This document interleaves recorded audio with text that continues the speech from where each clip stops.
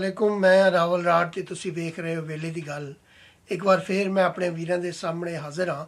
ਇਸ ਬੈਠਕ ਦੇ ਵਿੱਚ ਅਸੀਂ ਗੱਲ ਕਰਾਂਗੇ ਪੀਟੀਆਈ ਦੇ ਸੁਰਜਣ ਤਾਰੇ ਵਜ਼ੀਰ ਫਵਾਦ ਚੌਧਰੀ ਦੇ ਹਵਾਲੇ ਨਾਲ। ਸੁਰਜਣ ਤਾਰਾ ਪੰਜਾਬੀ ਦੇ ਵਿੱਚ ਉਸ ਨਾਲਾਇਕ ਨੂੰ ਕਿਹਾ ਜਾਂਦਾ ਹੈ ਜਿਹੜਾ ਹੁੰਦਾ ਤੇ ਬਿਲਕੁਲ ਨਿਕੰਮਾ, ਨਾਲਾਇਕ ਤੇ ਕਮ ਇਲਮ, ਪਰ ਉਹਦੇ ਘਰ ਵਾਲੇ ਉਹਦੀਆਂ ਤਾਰੀਫਾਂ ਦੇ ਪੁੱਲ ਇੰਜ ਬੰਨ੍ਹਦੇ ਨੇ ਕਿ ਜਿਵੇਂ ਉਹ ਬੜਾ ਆਲਮ, ਫਾਜ਼ਲ ਤੇ ਗੁਣੀ ਬੰਦਾ ਹੈ, ਉਹਦੇ ਕੋਲ ਬੜਾ ਇਲਮ ਹੈ, ਬੜਾ ਮਾਹਿਰ ਹੈ। ਤੇ ਇਸ ਤਰ੍ਹਾਂ ਦੀਆਂ ਤਾਰੀਫਾਂ ਉਹਦੇ ਘਰ ਦਾ ਹਰ ਜੀ, ਹਰ ਬੰਦੇ ਅੱਗੇ ਕਰਦਾ ਰਹਿੰਦਾ ਹੈ।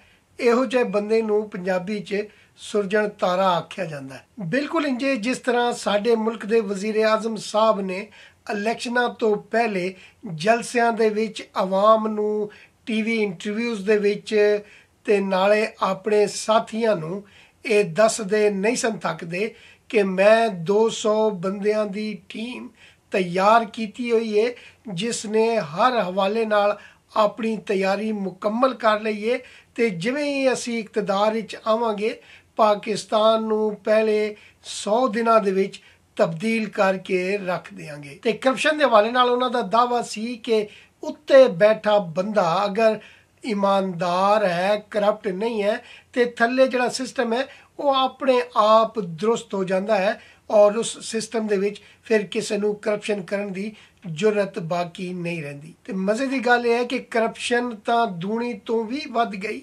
ਉਸ ਹਵਾਲੇ ਨਾਲ ਉਹਨਾਂ ਦੇ ਆਪਣੇ ਹੀ ਇੱਕ ਇਸ ਹਵਾਲੇ ਨਾਲ ਸਹਾਫਤੀ ਪੀਟੀਆਈ ਦੇ ਸਰਬਰਾਹ ਹਸਨ ਨਿਸਾਰ ਸਾਹਿਬ ਦਾ ਉਹ ਫਰਮਾਨ ਤੁਹਾਡੇ ਕੰਨਾਂ 'ਚ ਗੂੰਜ ਰਿਹਾ ਹੋਣਾ ਹੈ, ਜਿਹਦੇ 'ਚ ਉਹਨਾਂ ਨੇ ਆਪਣੇ ਆਪ ਉੱਤੇ ਲਾਨਤ ਪਾਈ ਸੀ ਔਰ ਇਹ ਗੱਲ ਦੱਸੀ ਸੀ ਕਿ ਜਿਹੜਾ ਕੰਮ ਅੱਜ ਤੋਂ ਪਹਿਲੇ 10,000 ਦੀ ਰਿਸ਼ਵਤ ਵਿੱਚ ਹੋ ਜਾਂਦਾ ਸੀ, ਅੱਜ ਉਹ ਕੰਮ 50,000 ਰੁਪਏ ਦੀ ਰਿਸ਼ਵਤ ਵਿੱਚ ਵੀ ਕਰਾਉਣਾ ਮੁਸ਼ਕਿਲ ਹੋ ਗਿਆ ਹੈ। ਤੇ ਕੁਝ ਦਿਨ ਪਹਿਲਾਂ ਵਜ਼ੀਰ ਆਜ਼ਮ ਸਾਹਿਬ ਨੇ ਤਕਰੀਰ ਫਰਮਾਉਂਦੇ ਹੋਏ ਇਹ ਗੱਲ ਦੱਸੀ ਜਦੋਂ 2.5 ਸਾਲ ਗੁਜ਼ਰ ਗਏ थे कि जिस भी पार्टी ਨੂੰ ਇਕਤਦਾਰ ਦਿੱਤਾ ਜਾਏ ਉਸ ਨੂੰ ਪਹਿਲੇ 2-3 ਮਹੀਨੇ ਦੀ ਟ੍ਰੇਨਿੰਗ ਦੇਣੀ ਲਾਜ਼ਮੀ ਹੈ। ਤੇ ਇੱਥੇ ਸਵਾਲ ਇਹ ਬਣਦਾ ਕਿ ਵਜ਼ੀਰ ਆਜ਼ਮ ਸਾਹਿਬ ਉਹ 200 ਬੰਦਾ ਕਿੱਧਰ ਗਿਆ? ਸੋ ਇਸ ਤਰ੍ਹਾਂ ਦੇ ਨਾਲਾਇਕ ਨੂੰ ਪੰਜਾਬੀ ਦੇ ਵਿੱਚ ਸੁਰਜਣ ਤਾਰਾ ਕਿਹਾ ਜਾਂਦਾ ਹੈ। ਇਸ ਸੁਰਜਣ ਤਾਰੇ ਦੀ ਟੀਮ ਦਾ ਇੱਕ ਮੈਂਬਰ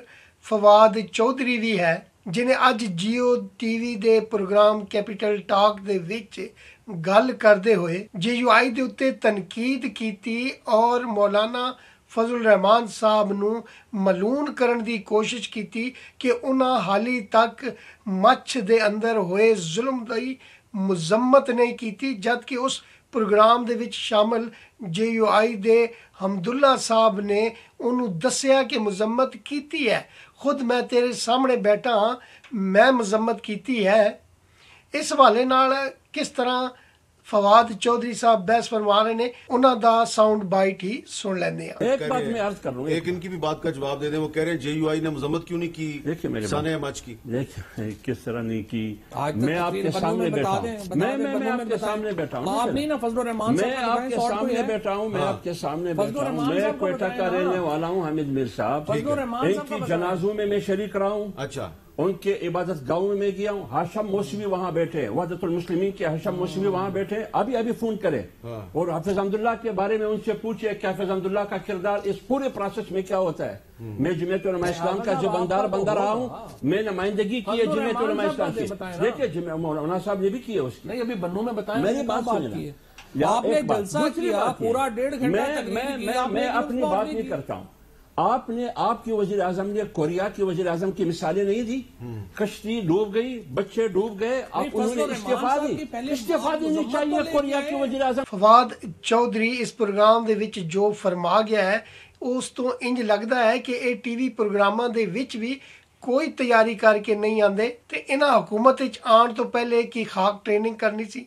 फवाद चौधरी पीटीआई ਦੇ ਵਿੱਚ ਕਦਰੇ ਹਾਲ ਬਿਹਤਰ ਬੰਦਾ ਤਸੱਵੁਰ ਕੀਤਾ ਜਾਂਦਾ ਸੀ, ਪਰ ਇਸ ਦੀ ਅੱਜ ਦੀ ਇਸ ਗੱਲਬਾਤ ਵਿੱਚ ਜੋ ਮੈਂ ਪੂਰੀ ਸ਼ਾਮਲ ਨਹੀਂ ਕੀਤੀ ਕਿ ਅੱਗੇ ਜਾ ਕੇ ਉਹਨਾਂ ਨੇ ਬੜੀ ਭੁੰਡੀ ਗੱਲ ਕੀਤੀ ਹੈ ਕਿ ਉਹਨਾਂ ਮੌਲਾਨਾ ਫਜ਼ਲ ਰਹਿਮਾਨ ਸਾਹਿਬ ਦੀ ਜਮਾਤ ਨੂੰ ਤਾਲਿਬਾਨਾਂ ਦੇ ਉਸ ਗਰੁੱਪ ਨਾਲ ਮਿਲਾਉਣ ਦੀ ਕੋਸ਼ਿਸ਼ ਕੀਤੀ ਕਿ ਜਿਹੜਾ ਇਸ ਤਰ੍ਹਾਂ ਦੀਆਂ ਇੰਤਹਾ ਪਸੰਦ ਕਾਰਵਾਈਆਂ ਕਰਦਾ ਹੈ। ਇਹਨਾਂ ਦਾ ਇਹ ਸਟਾਂਸ ਦੱਸਦਾ ਹੈ ਕਿ ਇਹ ਮੁਰਾਦ ਸਈਦ ਤੇ ਸ਼ਹਿਬਾਜ਼ ਗਿੱਲ ਤੋਂ ਵੀ ਥੱਲੜੇ ਲੈਵਲ ਦੇ ਦਾਨਿਸ਼ਵਰ ਨੇ, ਜਿਹੜੇ ਦੱਸ ਰਹੇ ਨੇ ਕਿ ਬੰਨੂ ਦੇ ਵਿੱਚ 1.5 ਘੰਟੇ ਦਾ ਜਲਸਾ ਕੀਤਾ ਗਿਆ, ਪਰ ਮੌਲਾਨਾ ਫਜ਼ਲ ਰਹਿਮਾਨ ਨੇ ਉਸ ਜਲਸੇ ਦੇ ਵਿੱਚ ਕੋਈ ਮੁਜ਼ੰਮਤ ਨਹੀਂ ਕੀਤੀ। ਮੈਂ ਮੌਲਾਨਾ ਸਾਹਿਬ ਦਾ ਜੋ ਬੰਨੂ ਦੇ ਵਿੱਚ ਜਲਸਾ ਦੀ ਉਸ ਦੀ तकरीर ਦਾ ਇੱਕ साउंड बाइट ਤੁਹਾਡੇ ਨਾਲ शेयर करदा हां। जदोजहद मुल्क में कानून की अमलदारी के लिए है,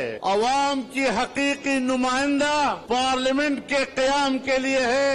तुम जैसे कठपुतली हुकूमत को समंदर में गर्क करके छोड़ेंगे। बलूचिस्तान के मश के इलाके में हजारा बिरादरी का कत्लेआम किया गया है।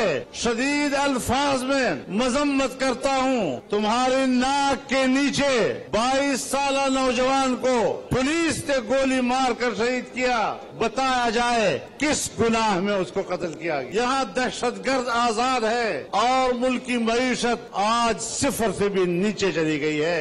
अब कहते हैं मेरे पास लोग नहीं है काम करने के लोग हैं, तू किसी काम का नहीं है। मुल्क डूब रहा है और ये तरक्की की बातें कर रहा है। फवाद चौधरी साहब नू अगर बन्नू दा जलसा 1.5 घंटा सुनन दे बावजूद ਇਹ ਅਲਫਾਜ਼ ਨਹੀਂ ਸੁਣੇ ਗਏ ਤੇ ਉਹਨਾਂ ਆਮ ਪਬਲਿਕ ਦੀਆਂ ਦੁੱਖ ਤਕਲੀਫਾਂ ਤੇ ਪਰੇਸ਼ਾਨੀ ਦੇ ਹਵਾਲੇ ਨਾਲ ਉੱਠਣ ਵਾਲੀਆਂ ਆਵਾਜ਼ਾਂ ਕਦ ਸੁਣਨੀਆਂ ਨੇ ਤੇ ਉਹਨਾਂ ਨੂੰ ਕਦ ਸਮਝ ਆਣੀਆਂ ਨੇ।